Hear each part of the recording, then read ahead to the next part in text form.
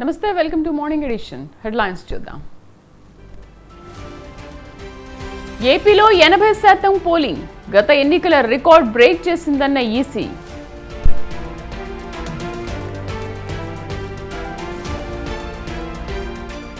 AP polling పై పార్టీలో tension, గెలుపు తమదేనంటూ ధీమా.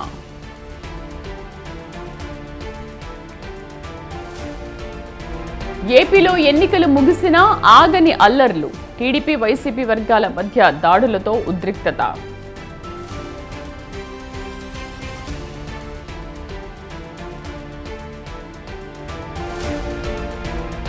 చిలకలూరిపేటలో ట్రావెల్స్ బస్సును ఢీకొట్టిన టిప్పర్ లారీ, 6 మృతి, ఆసుపత్రిలో క్షతగాత్రులకు చికిత్స.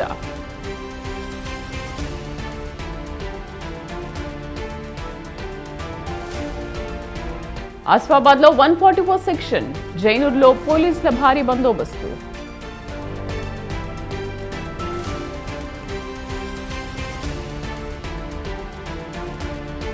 ఈ నెల 19న నైరుతి రాక, నేడు రేపు తెలంగాణలో వర్షాలు.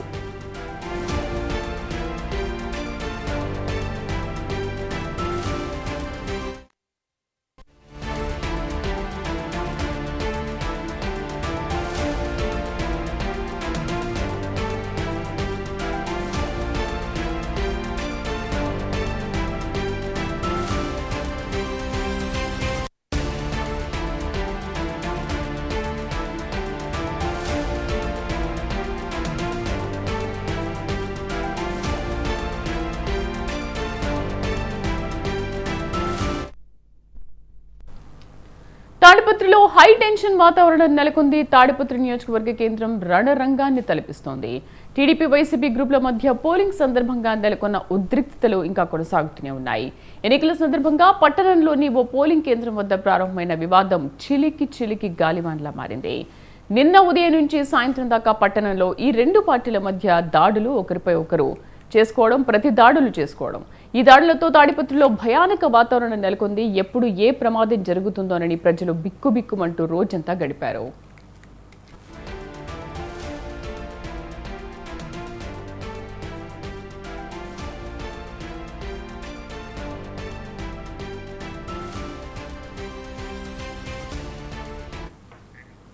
తాడిపత్రి పట్టణంలో వైసీపీ కార్యకర్తలు పట్టణంలో ఉన్న టీడీపీ నాయకుడు సూర్యముని ఇంటిపై నిన్న ఉదయం దాడి చేయడానికి ప్రయత్నించారు. ఈ సమయంలో అక్కడే ఉన్న టీడీపీ నాయకులు ప్రతి దాడిగా రాళ్లు రువ్వారు. ఈ నేపథ్యంలో ఇరువురు వర్గాలను పోలీసులు చెదరగొట్టారు. టీడీపీ వైసీపీ నాయకులు రాళ్లు రువ్వుకునే క్రమంలో అదుపు చేసేందుకు వెళ్లిన తాడిపత్రి పట్టణ సీఏ మురళీకృష్ణ తలకు రాయి తగిలి గాయమైంది. వైసీపీ నాయకులు సూర్యముని ఇంటిపై చేసిన దాడి విషయాన్ని తెలుసుకున్న మాజీ ఎమ్మెల్యే జేసీ ప్రభాకర్ రెడ్డి పట్టణ పోలీస్ స్టేషన్ ఎదుట టీడీపీ మద్దతుదారులతో కలిసి ఆందోళనకు దిగారు. అనంతరం అక్కడి నుంచి నేరుగా ఎమ్మెల్యే కేతిరెడ్డి పెద్దారెడ్డి ఇంటి వైపు ర్యాలీగా వెళ్లేందుకు ప్రయత్నించారు.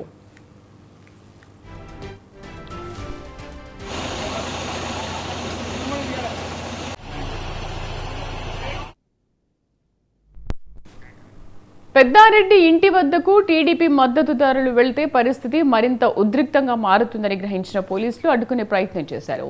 వెంటనే ఉన్నతాధికారులకు సమాచారం ఇచ్చి ప్రత్యేక బలగాలను తాడిపత్రికి రప్పించారు.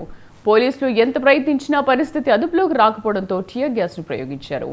అయినా టీడీపీ మద్దతుదారులు ఏమాత్రం లెక్క చేయకుండా ఎమ్మెల్యే కేతిరెడ్డి ఇంటి వైపు వెళ్లారు. ఈ సమయంలో మార్గ మధ్యలో వైసీపీ నాయకులు కూడా వందలాది మంది కార్యకర్తలతో ఎదురుగా వచ్చారు. పట్టణంలోని గవర్నమెంట్ జూనియర్ కాలేజ్ క్రీడా మైదానంలో ఇరు గ్రూపులు మరోసారి ఒకరిపై ఒకరు రాళ్లు రువ్వుకున్నారు. దాదాపు 3 గంటల సేపు రాళ్లు విసురుకోవడంతో ప్రాంతంలో హై టెన్షన్ నెలకొంది. ఇందులో ఓ వైసీపీ కార్యకర్తకు తీవ్ర గాయాలయ్యాయి. గాయపడిన వైసీపీ కార్యకర్తను ఆసుపత్రికి తరలించగా పరిస్థితి విషమంగా ఉన్నట్లు వైద్యులు తెలిపారు.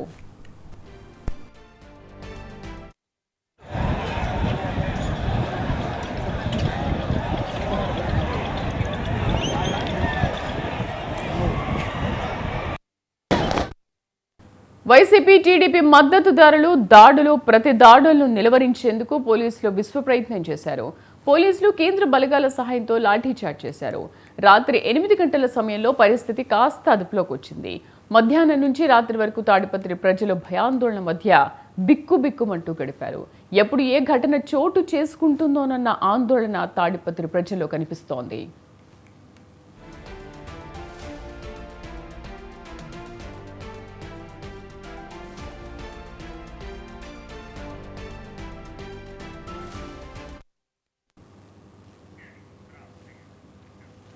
ఆంధ్రప్రదేశ్లో ఎన్నికలు ముగిసినా పలు చోట్ల తలెత్తిన ఉద్రిక్తతలు మాత్రం కొనసాగుతూనే ఉన్నాయి. టీడీపీ వైసీపీ వర్గాల దాడులు, ప్రతి దాడులతో కొన్ని చోట్ల హింసాత్మక వాతావరణం నెలకొంది.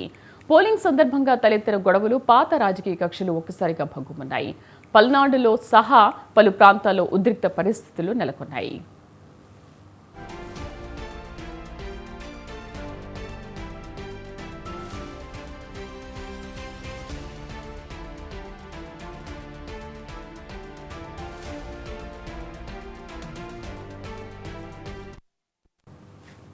తిరుపతిలో చంద్రగిరి టీడీపీ అభ్యర్థి పులివర్తి నానిపై దాడి జరిగింది. ఈ ఘటనలో నాని సొమ్మసిల్లి పడిపోయారు. ఆయన భద్రతా సిబ్బంది గాయపడ్డారు. పద్మావతి మహిళా యూనివర్సిటీలోని స్ట్రాంగ్ రూమ్లను పరిశీలించేందుకు వెళ్లిన పులివర్తి నాని వెళ్లిన సమయంలో ఈ ఘటన జరిగింది. దీంతో అక్కడ ఉద్రిక్తంగా మారింది. దాడిని నిరసిస్తూ బాధితులు వర్సిటీ ప్రధాన రహదారిపై బైఠాయించి నిరసన తెలిపారు. 150 మందికి పైగా రాడ్లు, కత్తులతో వచ్చి దాడి చేశారని టీడీపీ నేతలు ఆరోపించారు.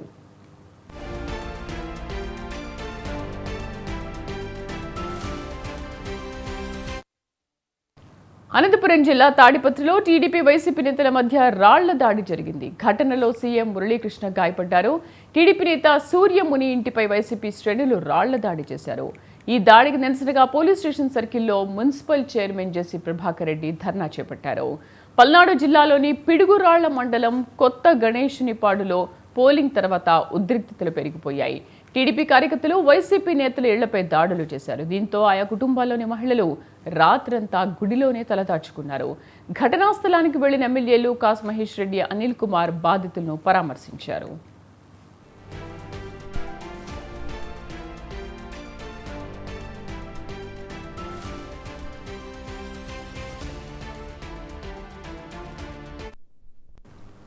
పల్నాడులో తలెత్తిన ఘర్షణలపై వైసీపీ నేతలు ఈసీని కలిసి ఫిర్యాదు చేశారు. అధికారులను పెద్ద ఎత్తున మార్చినా ఇలాంటి ఘటనలు ఎందుకు జరిగాయని మంత్రి అంబటి రాంబాబు ప్రశ్నించారు. ఇది పోలీసుల వైఫల్యమని ఆరోపించారు.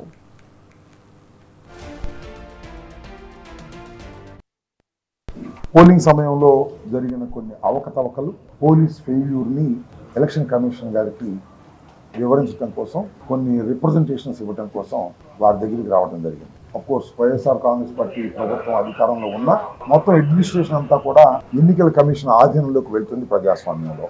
కాబట్టి ఎన్నికల కమిషన్ ఆదేశాల మేరకే ఎన్నికల సమయంలో కలెక్టర్స్ కానీ, ఎస్పీస్ కానీ, కీలకమైన అధికారులందరూ కూడా వారి ఆదేశాలను పాటిస్తూ ముందుకు వెళ్తూ ఉంటారు. నిన్న జరిగినటువంటి కొన్ని సంఘటనలు చూసినప్పుడు నిజంగా చాలా బాధేసిందని ఈ సందర్భంగా నేను చెప్పదలుచుకున్నాను. పల్నాడు జిల్లాలో, పల్నాడు నర్సరావుపేట నియోజకవర్గంలో చాలా క్లీన్గా మేము అబ్జర్వ్ చేసుకున్నాం. ఎందుకంటే నేను కూడా అభ్యర్థిని కాబట్టి, మంత్రిని కాబట్టి చాలా దారుణమైనటువంటి సంఘటనలు చూసాం. బహుశా పల్నాడు కొద్దిగా రఫ్గా ఉండే ఏరియాని చరిత్రలో చూస్తే ఇంతవరకు ఎప్పుడూ కూడా ఇన్ని ఎన్నికలు జరిగాయి, ఎప్పుడు కూడా ఇంత అధ్వాన్నంగా, ఇంతగా పోలీస్ ఫెయిల్యూర్ ఎప్పుడూ లేదు.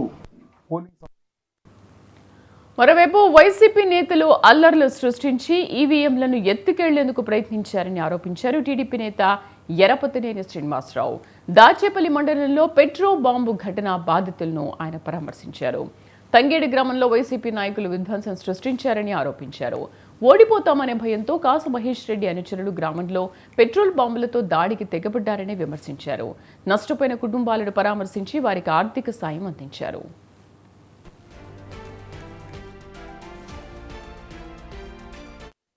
షాపు దివ్యాంగుడు నష్టపోయారు. ఈ ఇతనికి తెలుగుదేశం పార్టీ తరఫున ₹1,00,000 ఆర్థిక సాయం చేస్తా ఉన్నాం. ఇప్పుడే అదేవిధంగా తండా చైనీస్ షాప్కి, పంచర్ షాప్కి 50,000, రంజాన్ వలి బైక్ షాప్కి 50,000. ఇది ఈరోజు తక్షణం కూడా ఆర్థిక సాయం చేసి రేపు జూన్ 4 తర్వాత మొత్తం ఎంత నష్టం జరిగిందో అంత నష్టాన్ని ఈ కుక్కల దగ్గర వసూలు చేసి మొత్తం వాళ్ళకి చెల్లించే బాధ్యత ఎరపతినేని శ్రీనివాసరావు తీసుకుంటారని చెప్పి కూడా స్పష్టంగా తెలియజేస్తా ఉన్నాను. మేము పార్టీ పరంగా ఆదుకోవడమే కాకుండా ప్రభుత్వం వచ్చినా కూడా వీళ్ళని తప్పకుండా ఆదుకుంటాం. వీళ్ళకి పునరావాసం కల్పిస్తాం. మళ్ళీ ఆర్థిక సాయం చేసి షాపులు కూడా పెట్టిస్తాం. తెలుగుదేశం పార్టీ నాయకులు కానీ, కార్యకర్తలు కానీ ఎటువంటి ఆందోళన చెందాల్సిన పని లేదు. ఈరోజు ఈ షేక్ నబీ షాపు దివ్యాంగుడు నష్టపోయారు. ఇతనికి తెలుగుదేశం పార్టీ తరఫున ₹1,00,000 ఆర్థిక సాయం చేస్తా ఉన్నాం. ఇప్పుడే అదేవిధంగా తండా చైనీస్ షాప్కి, పంచర్ షాప్కి 50,000, రంజాన్ వలి బైక్ షాప్కి తెలుగు రాష్ట్రాల్లో ఎన్నికల బెట్టింగ్ జోరందుకుంది. ఆన్లైన్, ఆఫ్లైన్ వేదికలుగా కాయరాజా కాయంటున్నాయి బెట్టింగ్ ముఠాలు. ఏపీలో అసెంబ్లీ, పార్లమెంట్ ఎన్నికలు ముగియడంతో అభ్యర్థుల గెలుపోటములపై పందాల జోరు కొనసాగుతోంది. అంతేకాదు ఏ పార్టీ అధికారంలోకి వస్తుంది, ఎవరికి ఎంత మెజార్టీ వస్తుందన్న దానిపై బెట్టింగ్ కాస్తున్నారు. ఇక ప్రముఖులు బరిలో దిగిన చోట ఈ వ్యవహారం మరింతగా జోరందుకుంది.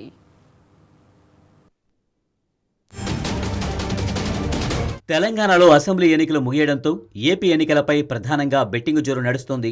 రాష్ట్రంలో ఎన్నడూ లేనంతగా ఓటు పోటెత్తడం వెనుక అభ్యర్థుల భవితవ్యంపై కాయరాజా కాయంటూ పందేలు జోరు కొనసాగుతుంది. జూన్ 4న ఫలితాలు విడుదల కానుండగా ఇప్పటి నుంచే కోట్ల రూపాయలతో బెట్టింగ్ కాస్తున్నారు. ముఖ్యంగా ప్రముఖులపై బెట్టింగ్ హవా నడుస్తున్నట్లు సమాచారం. సీఎం జగన్, చంద్రబాబు, లోకేష్, పవన్ కళ్యాణ్, షర్మిల వంటి నేతలపై బెట్టింగ్ జోరుగా ఉంది. పార్టీలో నేతల గెలుపు కోసం సర్వశక్తులు ఒడ్డినట్లే అదే స్థాయిలో బెట్టింగ్ టీంలు స్పీడ్ పెంచాయి. ఇటీవల వచ్చిన జాతీయ, ప్రాంతీయ మీడియా సంస్థల సర్వేల ఆధారంగా ఈ పందాలు కాస్తున్నట్లు తెలుస్తోంది.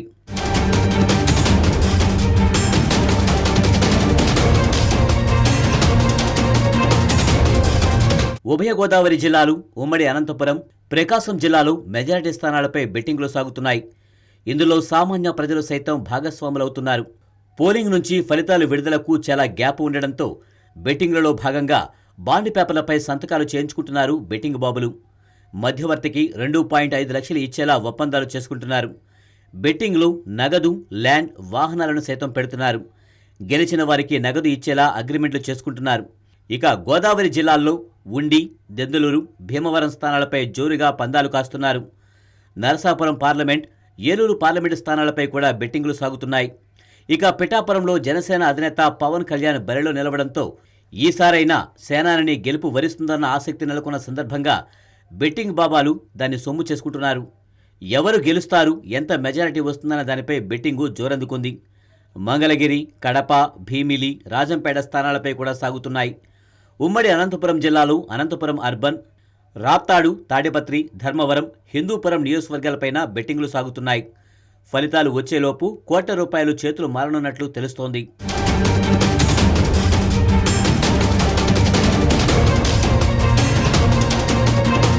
ఏపీలో ఒకే విడతలో 175 అసెంబ్లీ, 25 లోక్సభ స్థానాలకు ఎన్నికలు జరిగాయి. జగన్ను గద్దె దించేందుకు ప్రభుత్వ ఓటు చీలకుండా టీడీపీ, జనసేన, బీజేపీలు ఒక్కటిగా ఎన్నికల బరిలోకి దిగాయి. దీంతో కూటమి వర్సెస్ అధికార పార్టీ అన్నట్లుగా సాగింది ప్రజాక్షేత్ర పోరు. ఇక సొంత అన్న జగన్ ఓటమికి కంకణం కట్టుకున్న తోబుట్టువు షర్మిల కూడా కాంగ్రెస్ అధ్యక్షురాలిగా పగ్గాలు చేపట్టి రణరంగంలోకి నేను సైతం అంటూ రాజకీయ యుద్ధం మొదలుపెట్టింది. అంతా ఏకమైన జగన్ మాత్రం ముందు నుండి చెబుతున్నట్లు సింగిల్గానే పోటీ చేశారు. దీంతో ఈసారి ఎన్నికల రణరంగం నువ్వా నేనా, చావు రేవు అన్నట్లుగా సాగింది. ఇక ఈ పోరులో ఓటర్లు తమ వంతు పాత్ర నిర్వహిస్తూ భారీగా పోలింగ్ కేంద్రాలకు తరలివచ్చి ఓటు హక్కు వినియోగించుకున్నారు. అయితే ఓటర్ల ఉత్సాహం చూసిన నేతలంతా తమకే మద్దతు తెలిపారన్న భ్రమలో ఉన్నారు. ప్రభుత్వ వ్యతిరేకతతోనే ఓటర్లు పోటెత్తారని విపక్షాలు చెబుతుంటే అదేం కాదు, తమ సంక్షేమ పథకాల కారణమేనంటూ వైసీపీ నేతలు చెబుతున్నారు. మరి ఎవరి మాటల్లో ఎంత నిజం ఉంది, ఎవరు నెగ్గుతారు, ఎవరు మీసం మెలేస్తారనేది తెలియాలంటే మాత్రం ఫలితాలు విడుదలయ్యే వరకు వేచి చూడాల్సిందే.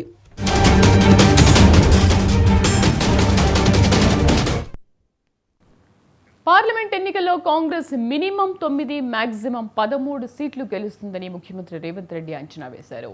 ఎవరి ఓట్లు వారికి పడితే ఎన్నికలు అంచనా వేయొచ్చని అన్నారు ఆయన. కంటోన్మెంట్లో కాంగ్రెస్ 20,000 మెజార్టీతో గెలుస్తుందని ధీమా వ్యక్తం చేశారు. బీజేపీకి దేశంలో మొత్తం సీట్లు 210 కూడా దాటవన్నారు.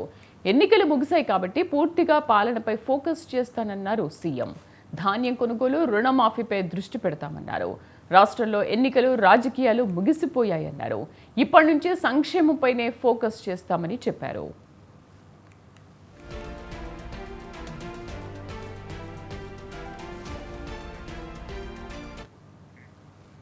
పరిపాలన మీద దృష్టి సారిస్తున్నామన్న రేవంత్ రుణమాఫీ, విద్యాశాఖ మీద ఫోకస్ చేస్తామన్నారు. అన్ని హాస్టల్స్కి సన్నబియ్యం, బీఆర్ఎస్ ఇచ్చిన సన్నబియ్యం కాదు, నిజమైన సన్నబియ్యం ఇస్తామని అన్నారు. త్వరలో బ్యాంకర్ల సమావేశం ఉంటుందన్నారు. రైతుల రుణాలు మాఫీ కోసం కార్పొరేషన్ ఏర్పాటు చేస్తామని, దాని ద్వారా రుణాలు మాఫీ చేసుకోవచ్చని తెలిపారు. రైతుల సమస్యలు గిట్టుబాటు ధరపైనే ఎక్కువగా ఫోకస్ ఉంటుందన్నారు. రైతు పండించి వాటిని రేషన్ షాపుల్లో అందించే ఆలోచన చేస్తున్నామని తెలిపారు.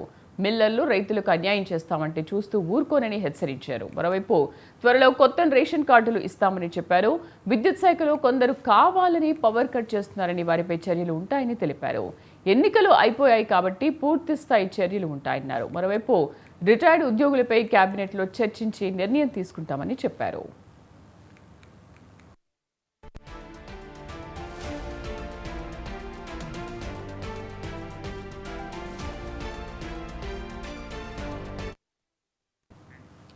దేశంలో బీజేపీకి పూర్తి మెజార్టీ రాదని సీఎం రేవంత్ రెడ్డి జోస్యం చెప్పారు. బీఆర్ఎస్ ఎమ్మెల్యేలు సగం కాంగ్రెస్ సగం బీజేపీలోకి వెళ్తే బీఆర్ఎస్ పార్టీనే ఉండదని విమర్శించారు. ఇక కాంగ్రెస్ పై ఎవరు ఏం విమర్శలు చేసినా పట్టించుకోమన్నారు. తాము 13 సీట్లు గెలుస్తున్నామని ధీమా వ్యక్తం చేశారు. ఎన్నికలో బీఆర్ఎస్ కి కొన్ని ప్రాంతాల్లో డిపాజిట్ కూడా రాదని అన్నారు. అసెంబ్లీ ఎన్నికల్లో తమకు పోటీ బీఆర్ఎస్ అని, పార్లమెంట్ ఎన్నికల్లో తమకు బీజేపీ పోటీ అన్నారు. రాజకీయాల్లో హత్యలు ఉండవని, ఆత్మహత్యలేనని బీఆర్ఎస్ అదే చేస్తోందని సీఎం అన్నారు.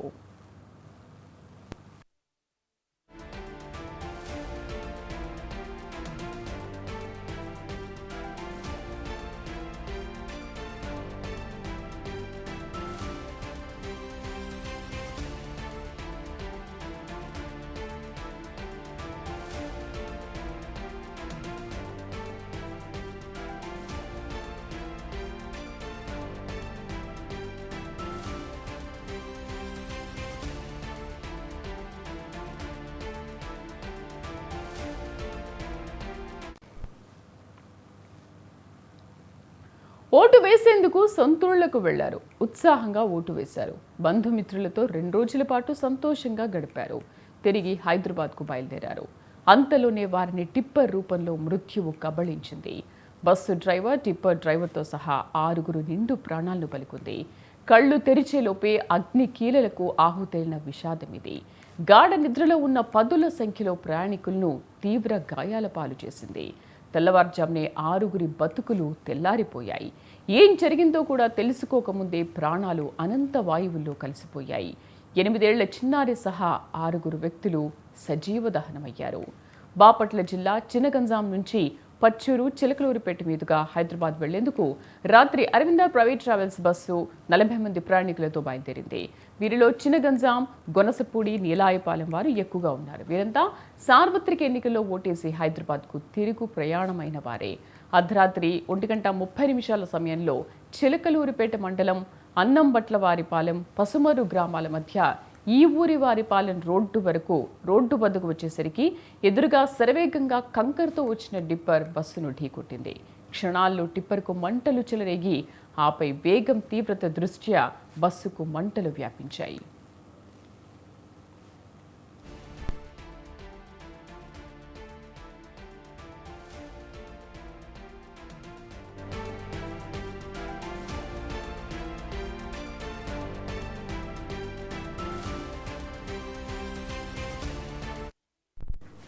ప్రమాద తీవ్రతకు క్షణాల్లో ట్రావెల్స్ బస్సు డ్రైవర్, మరో 4 ఆహుతయ్యారు.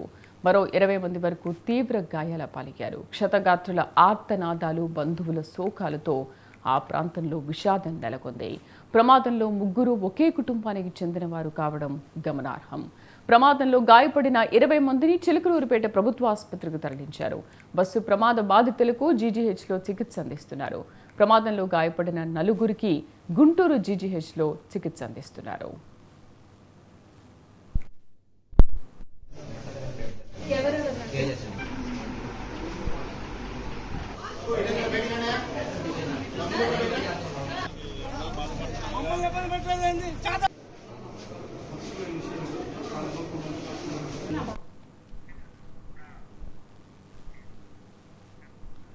ఢిల్లీ లిక్కర్ పాలసీ కేసులో బీఆర్ఎస్ ఎమ్మెల్సీ కవిత ఇంకెన్నాళ్లు జైల్లో ఉండాల్సి వస్తుందనే దానిపై బీఆర్ఎస్ నేతల్లో చర్చ జరుగుతోంది. ఆమె బెయిల్ పిటిషన్లను కోర్టు తిరస్కరించడంతో వారిలో టెన్షన్ నెలకొంది. ఆమెకి ఇప్పట్లో బెయిల్ వస్తుందా అనే దానిపై కుటుంబ సభ్యులు సన్నిహితులు ఆందోళనలో ఉన్నారు. నిన్న విచారణ సందర్భంగా అధికారులు కవితను వర్చువల్ గా కోర్టులో హాజరుపరిచారు. దీంతో జ్యుడిషియల్ కస్టడీని ఢిల్లీలోని రౌస్ అవెన్యూ కోర్టు పొడిగించింది. మరో 6 రోజుల పాటు అంటే మే 20 తేదీ వరకు కస్టడీని పొడిగించిన కోర్టు తదుపరి విచారణ మే 20కి వాయిదా వేసింది. కేసు దర్యాప్తు పురోగతిలో ఉందని ఛార్జిషీట్ ఫైల్ చేసినట్లుగా కోర్టుకు ఈడీ తెలిపింది. 8,000 పేజీలతో సప్లిమెంటరీ ఛార్జిషీట్ దాఖలు చేశామని ఈడీ తెలపగా మే 20న ఈడీ దాఖలు చేసిన సప్లిమెంటరీ ఛార్జిషీట్ పరిగణలోకి తీసుకునే అంశంపై విచారిస్తామని కోర్టు తెలిపింది. ఇదిలా ఉంటే గతంలో సిబిఐ కేసులో కవితకు మే 20 వరకు rows avenue court judicial custody విధించింది. ప్రస్తుతం జ్యుడిషియల్ కస్టడీలో భాగంగా కవిత తిహార్ జైల్లో ఉన్నారు.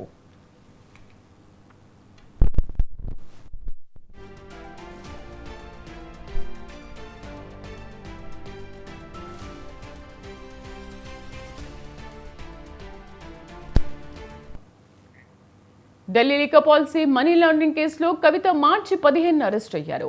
2 దఫాలుగా 10 రోజుల ఈడీ కస్టడీ అనంతరం మార్చి 26న రౌస్ అవెన్యూ కోర్టు కవితకు జ్యుడిషియల్ కస్టడీ విధించింది. 14 రోజులకు ఒక్కసారి కవిత జ్యుడిషియల్ కస్టడీని 2 సార్లు కోర్టు పొడిగించింది. తిహార్ జైల్లో జ్యుడిషియల్ కస్టడీలో ఉండగానే ఏప్రిల్ 11న కవితను సిబిఐ అరెస్ట్ చేసింది. 3 రోజుల సిబిఐ కస్టడీ అనంతరం సిబిఐ కేసులోనూ కవితకు జ్యుడిషియల్ కస్టడీని రౌస్ అవెన్యూ కోర్టు విధించింది. సిబిఐ కేసులో కవిత జ్యుడిషియల్ కస్టడీని మే 20 వరకు కోర్టు పొడిగించింది. ప్రస్తుతం ఈడీ కేసులోనూ మే 20 వరకు జ్యుడిషియల్ కస్టడీని ఢిల్లీ కోర్టు పొడిగించింది. లిక్కర్ కేసులో ఈడీ, సిబిఐల అరెస్టులను సవాల్ చేస్తూ బెయిల్ ఇవ్వాలని కవిత దాఖలు చేసిన మధ్యంతర, రెగ్యులర్ బెయిల్ పిటిషన్లను ఇప్పటికే రౌస్ అవెన్యూ కోర్టు తిరస్కరించింది. అయితే ట్రయల్ కోర్టు తీర్పును హైకోర్టులో కవిత సవాల్ చేసింది. ఢిల్లీ హైకోర్టులో కవిత బెయిల్ పిటిషన్పై మే 24న విచారణ జరగనుంది. మరోవైపు తిహార్ జైల్లో వారానికి 2 సార్లు కవితతో ఆమె భర్త అనిల్ ములాఖత్ అవుతున్నారు. ప్రతిరోజు కవితతో 5 నిమిషాలు కుటుంబ సభ్యులు ఫోన్లో మాట్లాడుతున్నారు. కవితకు ధైర్యం చెప్పడంతో పాటు న్యాయపరంగా ముందుకెళ్లాల్సిన అంశాలపై చర్చించినట్లు సమాచారం.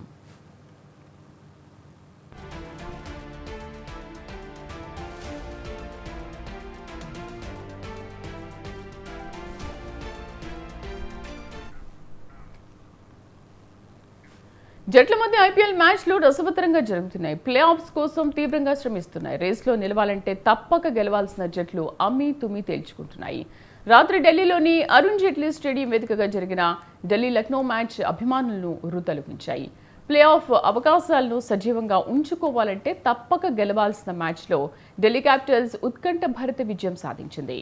లక్నో సూపర్ జైంట్స్ పై 19 పరుగుల తేడాతో గెలిచింది. తొలుత బ్యాటింగ్ చేసి ఢిల్లీ నిర్దేశించిన 209 పరుగుల లక్ష్య ఛేదనలో లక్నో విఫలమైంది. నిర్ణీత 20 ఓవర్లలో 9 వికెట్ల నష్టానికి 189 పరుగులు మాత్రమే చేయగలిగింది.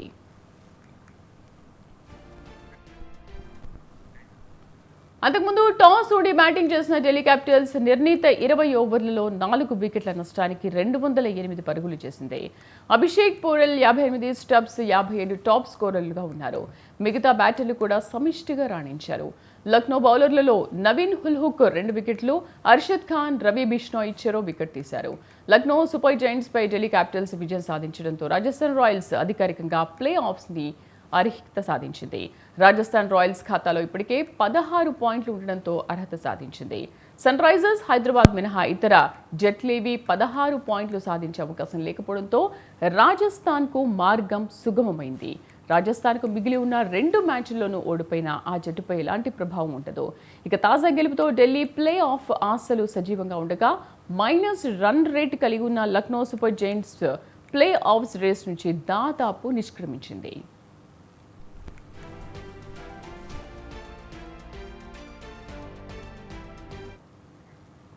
బంగారం కొనుగోలు చేయాలనుకుంటున్న వారికి ఇదే మంచి అవకాశం. వరుసగా 3వ రోజు బంగారం ధరలు పడిపోయాయి. హైదరాబాద్ బులియన్ మార్కెట్లో బంగారం ధరలు 3 రోజులుగా పడిపోతూ వస్తున్నాయి. ఇవాళ 22 క్యారెట్ల 10 గ్రాముల బంగారం రేటు 400 మేర తగ్గి 66,750 వద్దకు దిగొచ్చింది.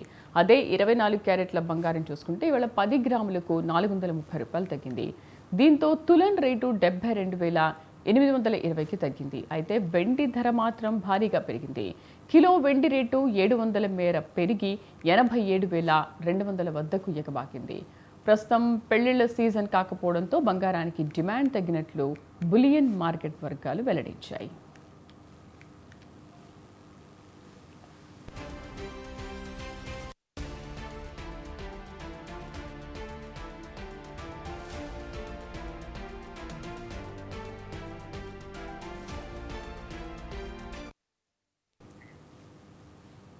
ఇవి బులెటిన్ విశేషాలు. మరిన్ని అప్డేట్స్తో మరో బులెటిన్లో మళ్ళీ కలుద్దాం. నమస్తే.